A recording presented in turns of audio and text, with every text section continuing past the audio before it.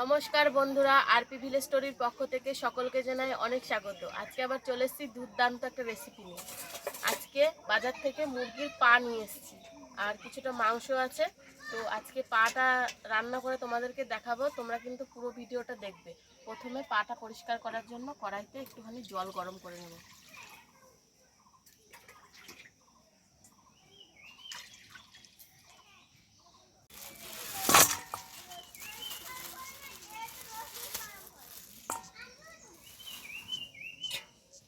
ওইদিকে জলটা গরম হতে থাক, ততক্ষণে আমি মুরগির এই যে আঙুলগুলো কেটে নিচ্ছি।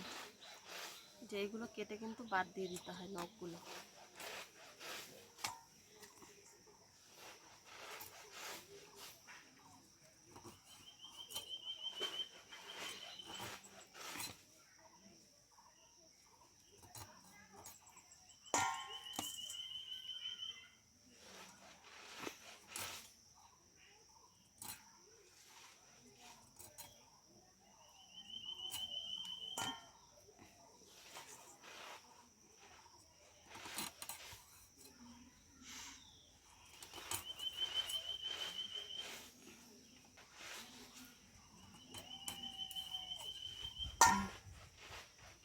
মুরগির পা পরিষ্কার করার জন্য জলটা দেখো খুব ভালোভাবে গরম করে নিয়েছি। এবার ওই মুরগির পায়ের উপর এই গরম জলটা ঢেলে দেবো, তাহলে এই যে চামড়াটা আছে, চামড়াটা খুব ভালোভাবে ছেড়ে যাবে।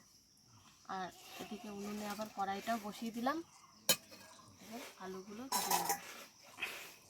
এ দেখো কড়াইতে দিয়ে দিচ্ছি সর্ষের তেল। তেলের ওপর আলুগুলো দিয়ে দিচ্ছি, এটা আস্তে আস্তে ভাজা হতে থাক, ততক্ষণে আমি মুরগির পাগুলো পরিষ্কার করে নেব।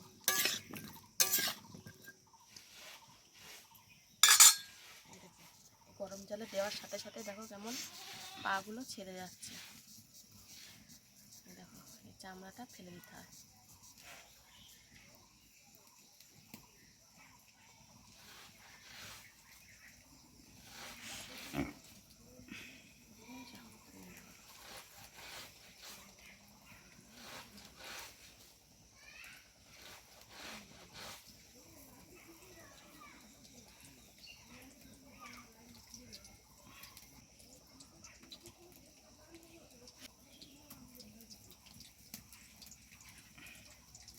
দেখো একটা পা পরিষ্কার করে নিলাম, এইভাবেই সমস্ত পাগুলো।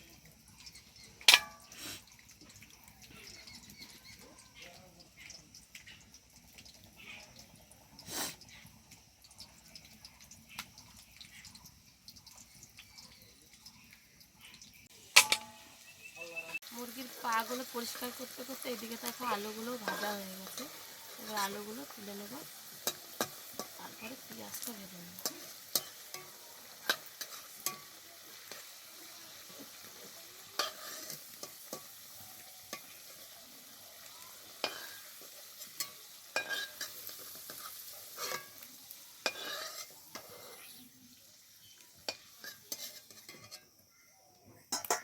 আর ওই কড়াইতে আরও একটু সর্ষের তেল দিয়ে দিচ্ছি।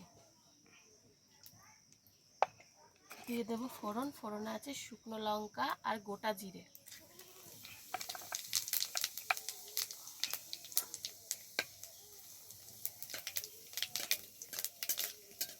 ফোড়নটা একটু ভেজে নিলাম, তারপর দিয়ে দিচ্ছি কুচানো পেঁয়াজ। পেঁয়াজটা ভাজা হচ্ছে, খুব ভালোভাবে ভেজে নেব। এ দেখো মুরগির পা আর মাংস খুব ভালোভাবে ধুয়ে নিয়েছি। এবার একসাথে নিয়ে নেব দুটোকে।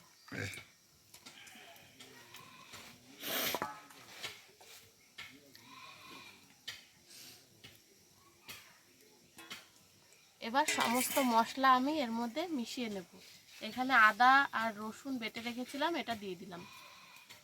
দিয়ে দিচ্ছি জিরে, ধনে আর শুকনো লঙ্কার গুঁড়ো। দিয়ে দিচ্ছি কাঁচা লঙ্কা,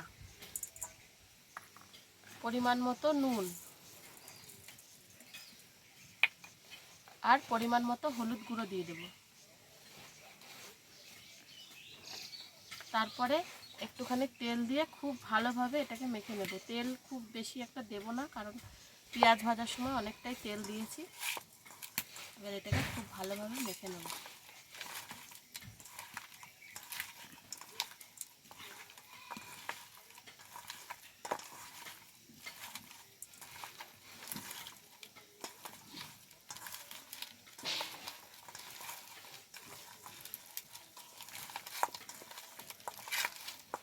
মাংসটা মাখতে মাখতে এই দেখো এদিকে পেঁয়াজটাও ভাজা হয়ে গেছে, খুব ভালোভাবে ভাজা হয়ে গেছে, একদম বেরেস্তার মতো হয়ে গেছে। এবার মেখে রাখা মাংসটা দিয়ে দেবো, তারপরে খুব ভালোভাবে কষিয়ে নিতে হবে।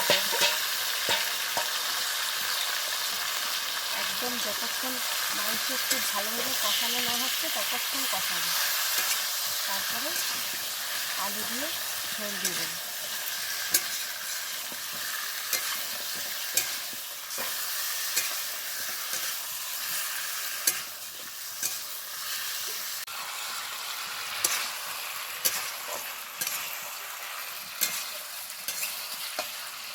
দেখো মাংস খুব ভালোভাবে কষানো হয়ে গেছে, এবার আলুগুলো দিয়ে দেবো, আর তার সাথে দিয়ে দেবো পরিমাণ মতো জল, তাহলে মাংস আর আলুটা খুব ভালোভাবে সেদ্ধ হয়ে যাবে।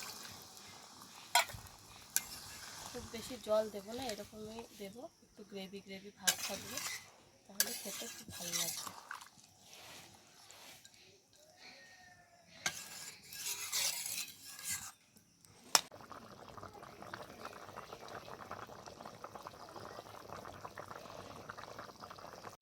দেখো মাংসটা খুব ভালোভাবে সেদ্ধ হয়ে গেছে, আর এদিকে আলুগুলোও সেদ্ধ হয়ে গেছে, দেখো কি সুন্দর গলে গেছে।